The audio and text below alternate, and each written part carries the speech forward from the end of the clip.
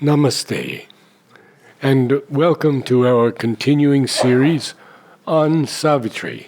Savitri is the message. When this came to my mind, this title, I had read that Mother said, Savitri is the message, all else is preparation. So we still have some more evenings of the message. And now we are in Book 7, the Book of Yoga, page 478. I will begin at the small break. A conscious soul in the inconscious world, hidden behind our thoughts and hopes and dreams. An indifferent master, signing nature's acts, leaves the vicegerent mind a seeming king. In his floating house upon the sea of time, the regent sits at work and never rests. He is a puppet of the dance of time. He is driven by the hours. The moment's call compels him with the thronging of life's need and the babel of the voices of the world. This mind no silence knows, nor dreamless sleep. In the incessant circling of its steps, thoughts tread forever through the listening brain. It toils like a machine and cannot stop. Into the body's many-storied rooms, endless crowd down the dream god's messages. All is a hundred-toned murmur, and babble, and stir. There is a tireless running to and fro, a haste of movement, and a ceaseless cry. The hurried servant senses answer apace to every knock upon the outer doors. Bring in time's visitors.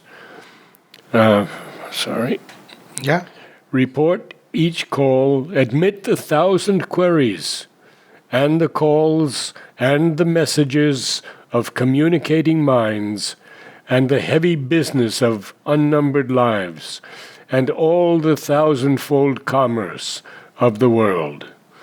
Alok Bhai, there's so much here, so much to cover. Please begin for us. But first, there is the wonderful word of hope, a conscious soul. Soul is always conscious. That is not the problem. The problem is not the soul part is the solution, but it is in an inconscient world.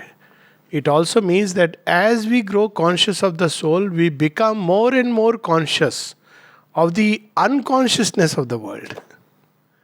One of the signs of the soul development is that you feel like a stranger in the world.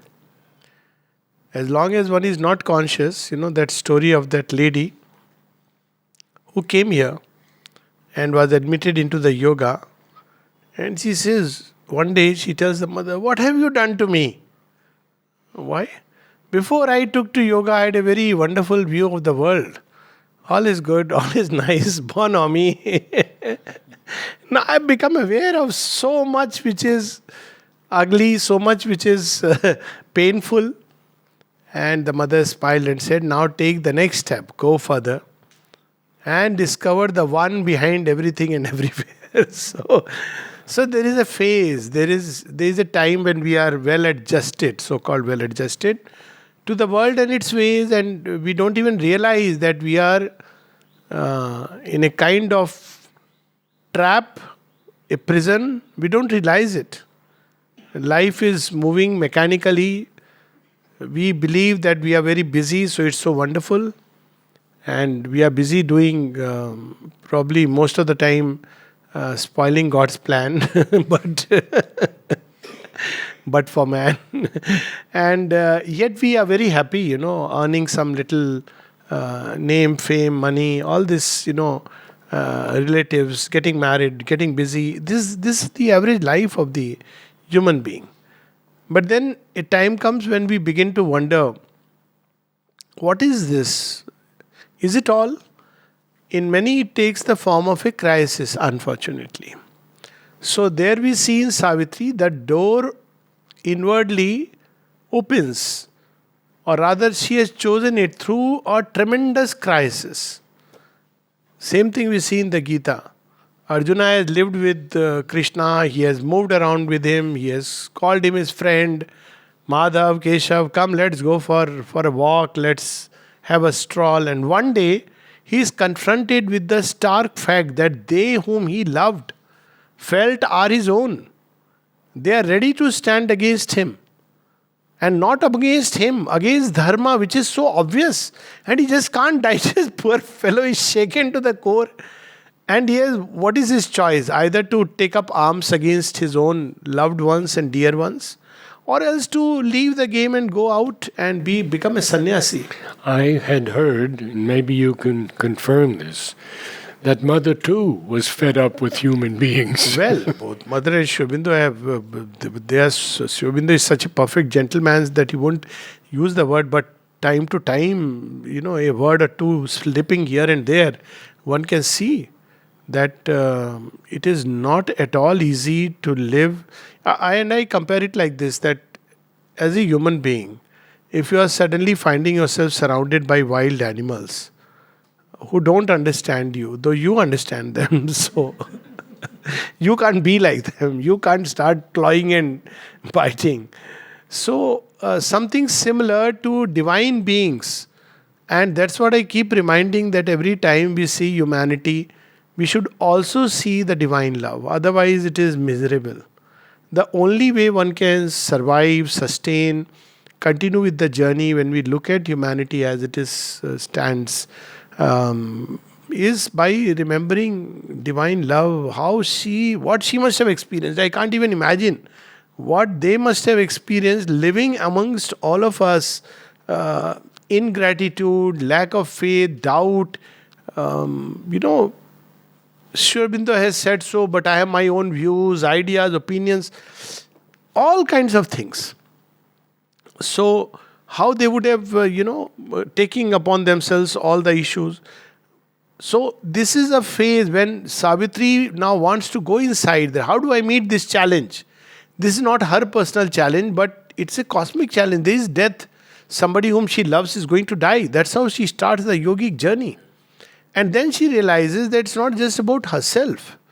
So many, this love which gets broken at the slightest pretext upon earth, how it can be rooted deep on earthly soil, unpolluted, uncorrupted, pure, holy, with its transforming power. Love is that power which she has embodied.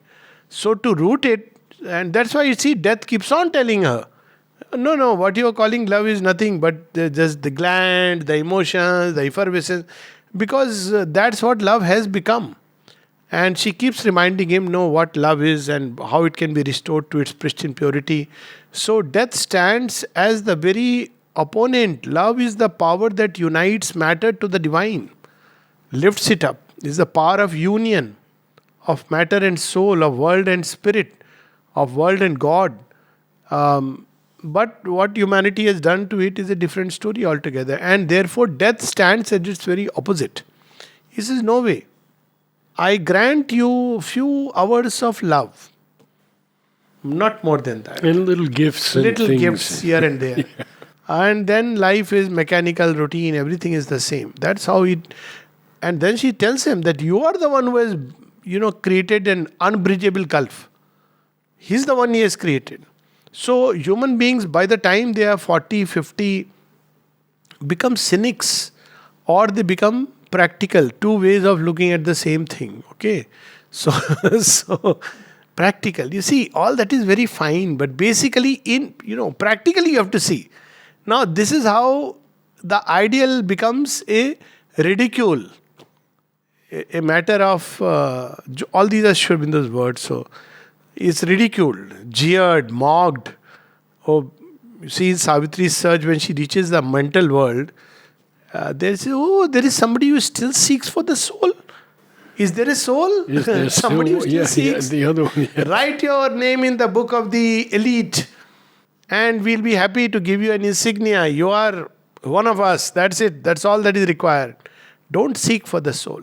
And Savitri says, I cannot rest here. So this is where the journey starts, the parable of the search for the soul. What does she find in the beginning is what is being described here. First finding, when we look within, is chaos. And if we have not found chaos yet within, then we are still not dived a few inches. What a chaos. We are pulled by every little knock, every little thing in life, not shocks, knocks. If you see people, the way they attend the call, the way they are constantly pulled outward by every senses. In a bazaar, you just walk down the promenade here. And as you go, you see, people are pulled by everything they see, everything they hear, experience. This is the matter of discussion whole day. So this is what she's describing, he's describing the real time, yoga in real time. How does it start? They have their pacifiers also. Yeah. This is, of course, pacifiers. So WhatsApp. Now, so many things together are pulling us outward. A conscious soul in an inconscient world. Inconscient's world. This world is ruled by the inconscient. It has formed it out of its, so-called nothingness. Hidden behind our thoughts and hopes and dreams. Who is hidden? Conscious soul. It is hidden behind our thoughts and hopes and dreams. And what is it doing? An indifferent master signing nature's acts. So this is the first stage of the, Shubindra speaks of 3 stages of the soul recognition or evolution. One is when it is anish, it is still the master. Can't, but the master is blind, lame, but still he's the master. So all the managers, ministers come and ask his signature. And he is indifferently signing. Whatever comes on the table, he signs. So, an indifferent master signing nature's acts. Leaves the vicegerent mind a seeming king. So, there is somebody else actually who is deciding on his behalf. And everything the buck is passed on to, he's the boss. So, boss doesn't even know that in my name what all is happening. Nature is, because without that it cannot continue. Master has to give the sanction. Now here, because he is totally hidden behind, indifferent, he doesn't even know exactly. Mind is busy with 100 errands, so it just signs whatever nature brings, wherever it takes, one goes. So this is the stage of anish, not ish. Then the stage is sakshi. He begins to see what's happening around. Witness. And then he becomes ish. He says, no, this must change.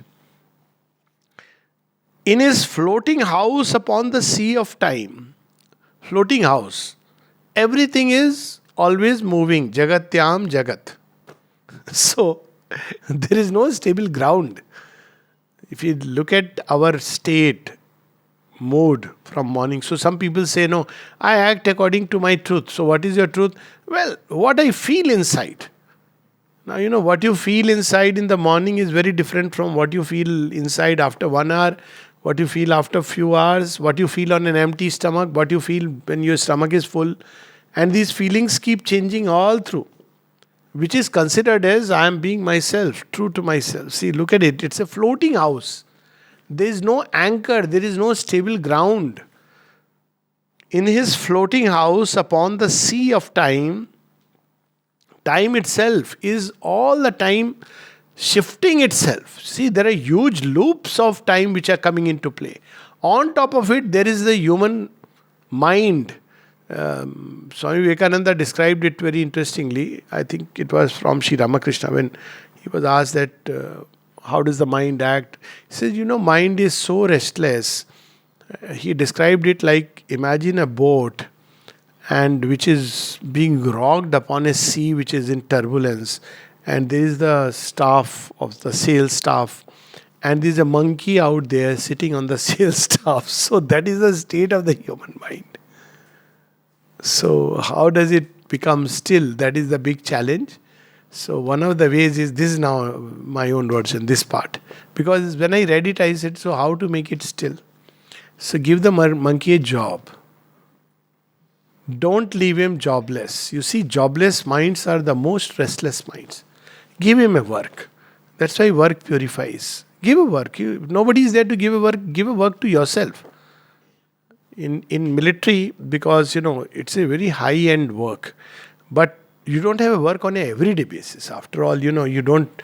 If there is war, there are certain works designed, like every day there will be certain number of shelling both sides.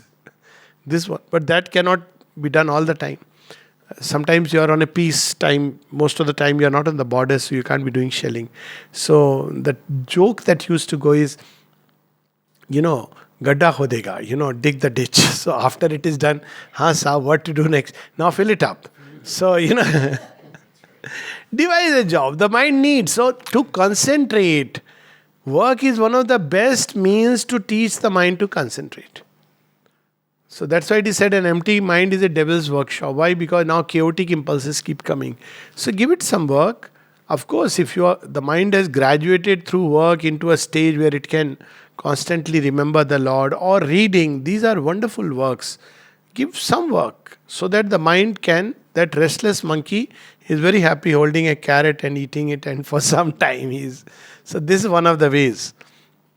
But that's for later. He is driven by he is a puppet of the dance of time. He is driven by the hours. The moment's call compels him with the thronging of life's needs. So what are the things that compel him? Oh, I am hungry. After some time I need this, I need that. So he's all the time running in life's needs. There is a slight, sense of humor also here. When mother was asked what really are life's needs, he said, actually there is very few. It's almost nil. And yet, every day we have certain things, modicum of necessity, which drives us. And the babble of the voices of the world. This one is Babel. Babel. Tower of Babel, right? Yeah, the Tower of Babel was going to be built, and it could never be built because there were so many different voices. They couldn't understand each other. So the Tower of Babel never got built. There's an interesting notice here also that 7 lines later, we have Babel. So we had Babel and Babel. Yes. Babel, something babbling, always talking, like a brook can babble, people babble. So this is Very Babel. often. Tower of Babel is mother spoke of Auroville as a Tower of Babel in reverse. Because I hope. Yes. Oil is a hope. I'm praying for that. Yeah.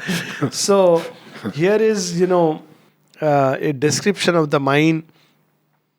This mind no silence knows, nor dreamless sleep. People say that I didn't see any dream. It means we were unconscious. Even from the point of view of pure science, every night we enter from the surface into the dream phase, what is called as rapid eye movement. Very scary if you actually look at a person's eyes during that state. So all the system is going through an overhauling. Your pulse, blood pressure, everything is, onto a overhauling system. And the eyes are moving rapidly. All this actually happens. So during this phase, the system is on, as if nature is washing out many things and resetting the balance. That's what it is doing. But that process is, nature has perfected it. So during that time, one often dreams. So there are stages through which one goes. So there is the dream sleep. After that, for few moments, we touch the core, which is the Alpha. Yeah, alpha from the EEG point of view, but we touch the deeper state from where we, for just a moment, we touch the soul. And then we come out fresh and rejuvenated. But there must be time enough for it to touch that core. Now, those who know how to touch the core can do it without actually sleeping. But the distance between the surface and the depth is so much. The more number of messages and everything that we have registered, all that the mind will go through that haze and maze, which is a long process, a whole jumble. So there is nothing like dreamless sleep. We say that we haven't dreamt because we are not conscious enough. We don't register things and don't bring it to the waking state. One of the signs that one is developing in yoga is that it often brings back the memory of the dream state, because it makes us conscious in the unconscious. So we become aware of the dreams, and then, of course, the significance, etc. Children have it almost Yeah. consciously, Yes, easily. yes, because they are not so much like adults, fortunately. In the incessant circling of its steps, thoughts tread forever through the listening brain. The circuits of the brain are all the time active. Current is running and thoughts are constantly impacting. Where do these thoughts come from? They come from the entire cosmos. So they are coming from different layers. It toys like a machine and cannot stop. There is not a moment when the mind stops. That's why one of the ultimate criteria that a person is dead is the brain dead, when actually nothing is happening, nothing is being registered in the brain. So, brain dead, because otherwise the mind is constantly active. Actually, the entire human body system, the heart is constantly active, all the systems. If you look at it that way about the human body, it's fascinating what a machine it is. That for decades it continues. Just imagine the heart constantly pumping, constantly, and nobody tells it. It's like nobody has at birth said, "Okay, watch." You have put the automatically it goes on and on and on, and it knows how to upgrade, downgrade, depending on the people we meet, and it goes on, serves you for 70, 80 years. All the nephrons, it's if one could see it in real time, even the thoughts that how they run through the brain, the synapses, the current, it's just amazing. So this is the machine that goes on into the body's many storied rooms. Endless crowd down the dream god's messages. So the dream god is the world which is behind this tangible, visible world. So there are many sensations and perceptions of which we are normally not aware, ordinarily. So people must have noticed that almost all the pains increase when it is night, because consciousness tends to automatically come back and we begin to register things which we had not registered. And a little pain here suddenly amplifies to what extent. So all the sensations here, there, from the body's toe to the brain, all the little things which have come to us begin to rise up in that state of sleep from the subconscious. All is a hundred-toned murmur and babble and stir. Meaningless talk like that. So many of the images, 90% of the dreams come from the subconscious. Sometimes if one sleeps on a heavy stomach, so one has nightmares, well known. If you have slept with a kind of watching a movie which is full of, lot of excitement and violence, then it goes on inside the brain. Sometimes you may even complete a half-seen serial, but that's not how we should sleep. But people who sleep with animated discussions, not uncommon in human settings. I was going to say Indian settings, but I don't know, human settings. So all this goes on because you have triggered a thing. Now people think now it's over. It's not over by saying it's over. There's something called in brain as mirror neurons. So whatever you have experienced even for 5-10 minutes, it goes on mirroring, repeating itself into the neuron. That's why they say that when you go to a hospital, tell something nice. So it will keep mirroring even after you have gone. Give a nice smile and say. But if you go and say, oh my God, I heard you had corona, oh my God. And then you add television network. I believe a lot of deaths are, oh poor fellow is there. Yes, even in Pandey we had so many cases. He is wanting to hear from you some positive word. Now after you have gone, this keeps mirroring inside. He was not watching TV, so was safe. There is a joke about it that someone asked two people roaming around without a mask and something. He said, how come you people are corona free? He said, because we don't watch TV. So we have a little common cold, it passes away. Now, so this is the impact, because this all visuals and graphic details, and it has an impact upon us. Fear creates panic. Panic accelerates the immune system into a hyper response. A lot of people died because of that. It's a very well-known thing. That's why people started using steroids. The reason is because they discovered, they'll not tell you that it's because of fear and panic. Because, who are the creators? I did not speak about it. But steroids came into use precisely because people discovered many are dying because of hyperimmune response. Your body, it's a normal virus which has come, or an abnormal virus, whatever you want to tell it. Normally your body would take it, halka thandi hai, jukam hai, and you'll be fine. But now the mind has stored up messages. Subconscious. I have a cold, uncommon cold. No more a common cold. No, dangerous cold. So what happens? Mind is the master organ, the vicegerent. Soul is not having a say. Mind has been given absolute authority. He says, I must fight out this fellow. So it becomes extremely aggressive.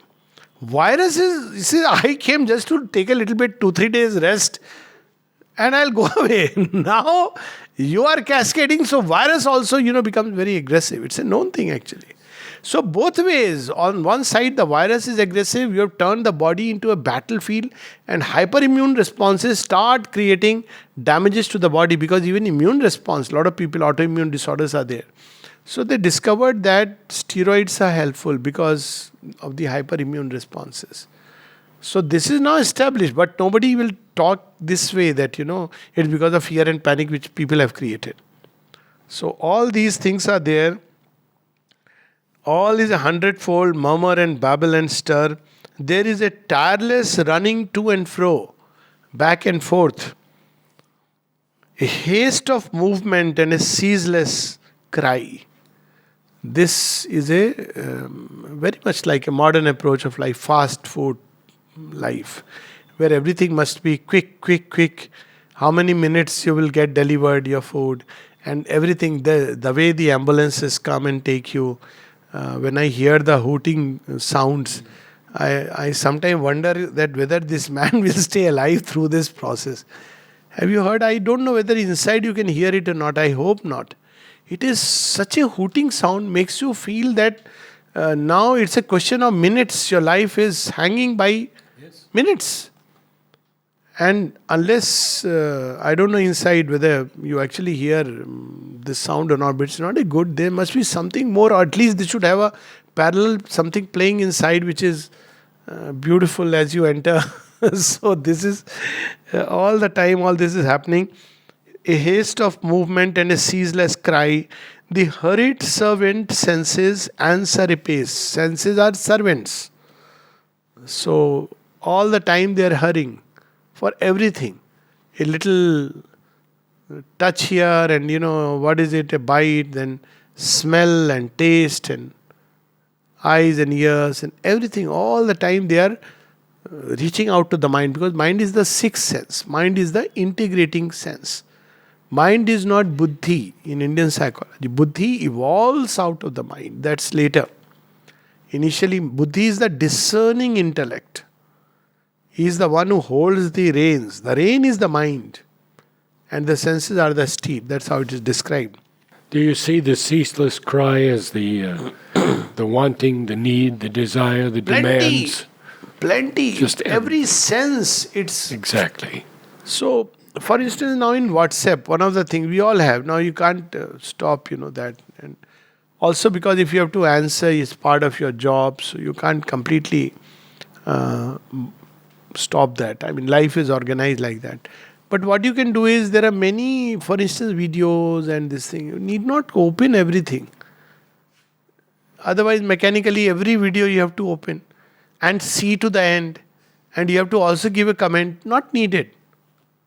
So just focus on that. Focus on itself will be big enough list.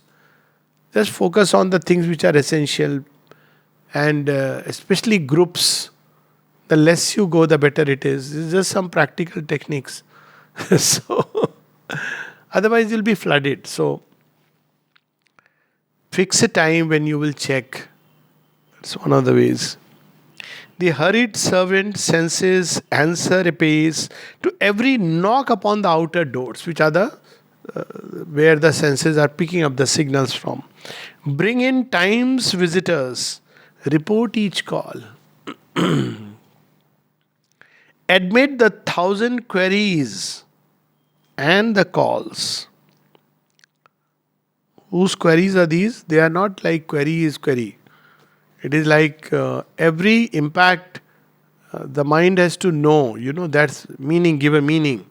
It must change it into a perception, because these impacts are coming purely as energy impacts. They're like, for instance, our eyes. We don't see the tree by the eye, we see it with the mind. The eyes are only reporting the photons as they are entering. That's all. It's a stream of energy entering. Now the pattern is such, this is one of the challenges in neurology, pattern recognition. How does the mind recognize, build a pattern? So it picks up those signals. That's why if the signals are disordered because of certain conditions, there is a condition called as cortical blindness, where you are actually seeing but you say you are blind. And you are not feigning. Fascinating conditions. So you are getting all the signals in the brain. Now the mind will come in.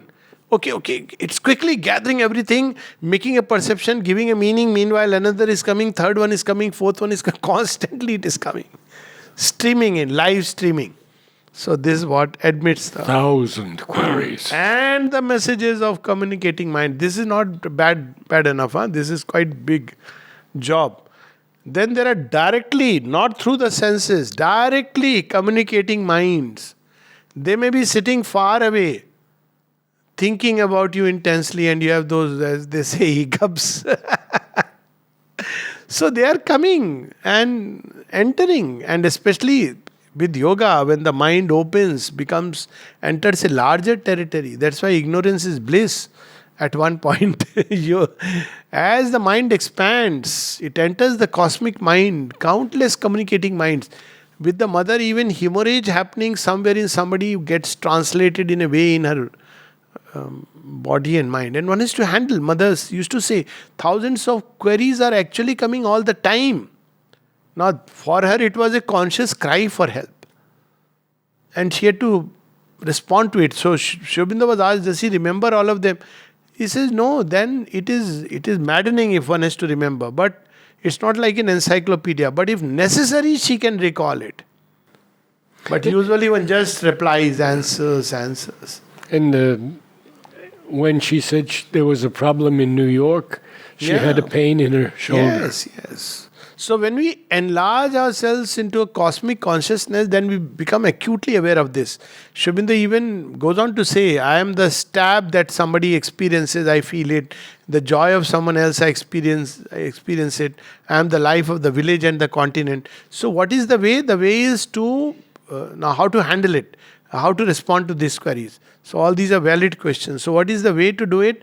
Respond if you live within, in the with the eye of the soul, and keep live streaming out. Peace. Doesn't matter. Whatever is the thing streaming in, ultimately human beings need peace. The world needs peace. That's why this was inbuilt within Indian civilization.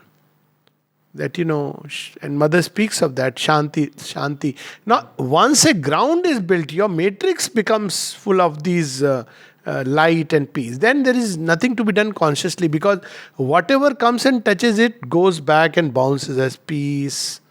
Peace. Buddha's presence is peace. So this is the approach. But first the ground must be made for which one has to learn to step back. So that's what Savitri is showing us, the first step. Learn to step back and not rush into every call. And the heavy business of unnumbered lives and all the thousandfold commerce of the world. So this is a secret commerce going on, what is called as interchange. There is the mental interchange, which is still okay, but vital interchange. So vital interchange is when we mix closely with people. People don't realize, this. I have seen, and I've never understood how on phone for half an hour with totally unknown, random people. Some relative calls you, and there are people who can talk for half an hour, and meaningless things. I can understand if there is some sense or somebody who is closely connected to you, but absolutely random calls, meaningless. Even after the conversation is over, okay, how is the weather there? Then a new thread will start. Then the person is not asked, you are saying, how's the weather here? And then when it's time to put down, I'm telling you a typical conversation. Mm-hmm. And one of the things which is most annoying about, I don't know how it is outside, but Indian homes, I must say. Everything is over, dinner is over, you are served that cardamom to eat, and it's like saying, okay, bye-bye. And you have said, okay, goodbye, we'll meet again, aujo and all. You come out. So the people in the house also step out. See, everybody knows what I'm talking about. Just before you are leaving, you suddenly say, Acha, by the way, or some such comment. Something like, where did you get these shoes? Some random comment. 15 minutes discussion will go on because it will again take another route. And there are people who are standing outside. Some insignificant something. This is the state of the human mind. So when you see it, you wonder, engaging in yoga, first you have to learn to disconnect from all these things, totally random events, triggered by just a little sight here, a little sight there. Oh, where did you get this wall painted? Oh, this is a nice thing. So this is how it goes on. What a chaos. So 1,000 and all the thousandfold commerce of the world. This is a secret commerce. And people with whom we intimately converse, especially animated discussions or what goes in the name of what we call as love. So there, this vital interchange can be very tricky. If one is developed, one tends to lose. It's a different thing in love. Loss and gain are often balanced out. And if one is not developed, then one tends to gain. If you are, engaging someone, like with mother, she would play, do everything, but very consciously. I think we should continue on. Yeah, some more. Even in the tracks of sleep is scant repose. He marks life's steps in strange, subconscious dreams. He strays in a subtle realm of symbol scenes. His night with thin air visions and dim forms he packs, or peoples with slight drifting shapes, and only a moment spends in silent self. So this is what we were saying, that only a few moments consciousness goes into the depths and touches the silent self. That's what rejuvenates it. And that's why chronic sleep disturbances is so dangerous. Because whole nature starts becoming turbulent, restless, abnormal conditions, precisely because, that silent self is not being contacted.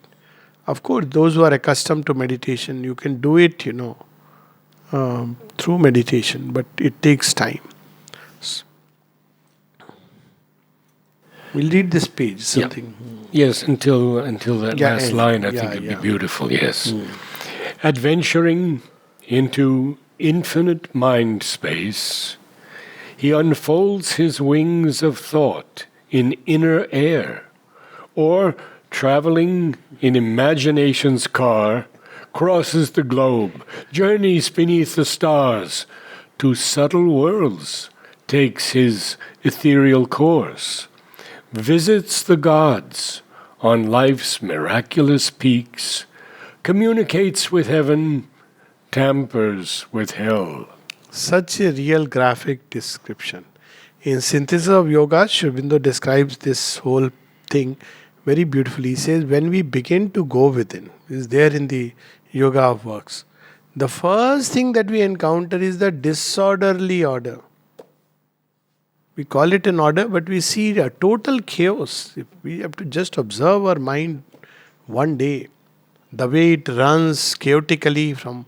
That's why one of the simplest thing is how to concentrate the thought in a certain direction, along a certain channel, over a certain idea. Meditation, simplest of things. Even in discussions, you'll see how people are running completely in a different direction. So learn to focus the thought on the core idea. Weave around it. But this itself is a big work. And imaginations and all these things, gods and heaven and hell, everywhere it goes. And then he says something very interesting. This is the little surface of man's life. This is the little surface of man's life. He is this, and he is all the universe. He scales the unseen, his depths dare the abyss. A whole mysterious world is locked within. Unknown to himself, he lives a hidden king. Behind rich tapestries, in great secret rooms, an epicure of the spirit's unseen joys, he lives on the sweet honey of solitude. A nameless God in an unapproachable fane, in the secret adytum of his inmost soul, he guards the being's covered mysteries beneath the threshold, behind shadowy gates, or shut in vast cellars of inconscient sleep.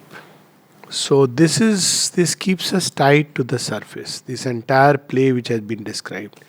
And so long as we remain tied to the surface, there is little hope of, we can use big words, soul is there, and we can talk about all these things, but ultimately, at some point of time, we have to take the very first step, which is to step back. That's what the mother beautifully explains. First step is to step back. And she says, you look at this whirl of forces which are going around. So how to make sense of it? She says, don't try to make sense. Just see how much of it is really useful for the goal. So she says, you will see that 99% of the things, she doesn't use the word 99%, but most of it is useless. It has really nothing to do with the goal that you are seeking. So stay focused on the goal. And see that most of the things are so transient, so temporary. Whereas the goal is eternal, it's so vast. And if we really value it, we'll see that most of these things, after a while, rise, fall, go. But to stay focused inside. This is what she says. I feel that it is self-defeating to be too conscious of what's happening in the government, in the world. It is another way of tying ourselves to all the... And second part is, most importantly, we must understand that what we are seeing, whether through media, through any kind of... None of it will be true. We should start with this axiomatic assumption. If we have to make an assumption, we should start with this axiomatic assumption that the world is still governed by forces of falsehood. Still governed. This is a sad fact. Now, yes, good things are happening. Divine will use many things for the ultimate good. That's different. But our preoccupation should be first to open that eye that can see. Right now we are like Dumat Sena, blind. And we see and we don't understand. We react, adding more and more, So we must wait and, behind everything, behind this dance, this whirl, which is carrying human beings like fly upon a storm. That's how the mother speaks of it. And yet, beneath the threshold are so many wonders awaiting us. And so beautiful description toward the last few lines. The immaculate, divine, all wonderful, casts into the argent purity of his soul his splendor and his greatness and the light of self-creation in time's infinity, as into a sublimely mirroring glass. So it is through the soul that he pours into us all the beauty and splendor and peace and light and everything. So if ultimately we feel a little bit on the surface, but the right place where one should drink the honey is to go deep inside. That's where we have the pure honey from the lotus. And we can drink it from the Divine Mother's hands. Shall we end with the last line? This last line, yes. Man in the world's life works out the dreams of God. So the only difference is whether we become conscious instruments or unconscious ones. Unconscious means we are tossed and twisted and turned by all the forces eventually, because what is nature? Nature is also a conscious front of God. She will end up getting it done. Or if we are conscious, then we participate, we have the joy, there is no more the suffering, and we know what is the right thing to do. Otherwise, nature will end up doing right. Here is in terms of what will help the divine plan ultimately fulfill itself. In that sense, it is the right. It will end up doing it, but through so much pain, suffering, misery, and through such a long and complex process. But when we are conscious, it is done swiftly, smoothly, happily. We collaborate joyously. So we'll stop here, but I must say that for those, I'm sure all of us are interested, the next 2.5 pages take us through what more is there. So just a few lines I'll read and then we'll stop. Very but good. All is there, even God's opposites. He is a little front of nature's works, a thinking outline of a cryptic force. All she reveals in him, that is in her. Nature, all that nature, right from the lowest ranges to the highest, nature sends to man.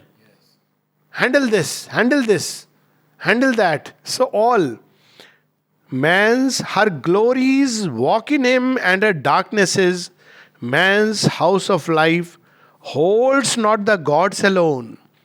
There are occult shadows, there are tenebrous powers, inhabitants of life's ominous nether rooms, a shadowy world, stupendous denizens.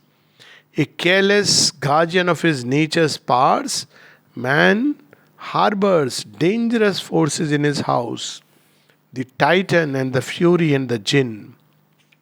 But at the end comes the master line. But there is a guardian power. There are hands that save. Calm, eyes divine, regard the human scene. So all this one has to encounter when one goes within. It is not like, feel good yoga, sit down, take this mantra, you'll feel peaceful, nice, tranquil music. If it is still only this stage is going on, then it is really in frenzy. You have to get past that feel good factor. Walk in real time. This is a journey in real time. And as one goes deeper and deeper, all these things wake up. The gods come to assist because they realize now here is somebody who is getting ready. And the titans start opposing. It becomes the field of a battle, the battlefield, the Devasur Sangram. And yet he reminds us, and yet there is a guardian power. There are hands that save. Calm, eyes divine, regard the human scene. So don't advise that Sri Aurobindo repeatedly, don't try it on your own, lean upon the mother, her grace. And if one has not formed this habit, no, I'll do it myself. Yoga is not I'll do it myself because things can come and completely upset the world. So when we have learned to open to Mother's grace, she knows how to really handle these. She is the master. If this is nature, she is super nature. So she knows how to take care of all these elements. The beast comes and looks at her and says, I'll become your Vahana. The Asura and Rakshas come and says, take my Namund Malini, remove my ego. And if human consciousness tries it all alone, then we can understand. I have seen in my own life that some things to be gotten rid of would take a tremendous tapasya and maybe many lives. And yet, Mother lifted them just like that. In an instant, she took it away. And another one, and another one. Yes. Absolutely true. And she does it in ways which are incalculable. Yeah, you don't even realize We could have even imagined that this could be a way. Yes. Only she can do it. Yes, yes. She can take you through a trapdoor into freedom. It's unimaginable. Yes. So this is, the more we get into this journey, it's so wonderful. It's a journey in real time. Yoga is not an easy to do step 1, step 2, step 3 process. We can see it is to wade through, just to close with one experience of Sahanati, what these forces are. So one day she sees at night that there is an ocean and she is caught up in it, and she's jostled by beasts, all ungainly beasts, and they're all around her, and she doesn't know what to do, whether she can really reach anywhere or not, and she feels so lost and frightening whole image. Imagine all around there are beasts, and then suddenly she remembers, but Sri Aurobindo is there. And as she remembers him, you have to take me to the other side, it's not in my hands. And then she sees that while they continue, a passage is created, and she sees on the other side Sri Aurobindo and the mother. Chotnarayanji once mentioned something very similar, that he sees that there are a lot of people all around and he is also there. And suddenly there is a cry all around, Jarasandhaya, Jarasandhaya. Jarasandh is of course, a Mahabharata character, but he represents something. The joining of the thighs. It's a union of the beast and man. So that kind, Jarasandhaya, Jarasandhaya. And everybody starts running terror-stricken. So for a moment he also, feels a lot of fear. Where to go? What? People are running. And then he says, but Sri Aurobindo and the mother are there. And then he sees suddenly the scene changes, and right across on the other side there is Sri Aurobindo and the mother, and all becomes calm. So the thing is, because people would read and, oh my God, this is the first step. Yes, but first step, second step, all steps, let it be her steps. Namaste. Namaste all. Namaste. Namaste. Namaste.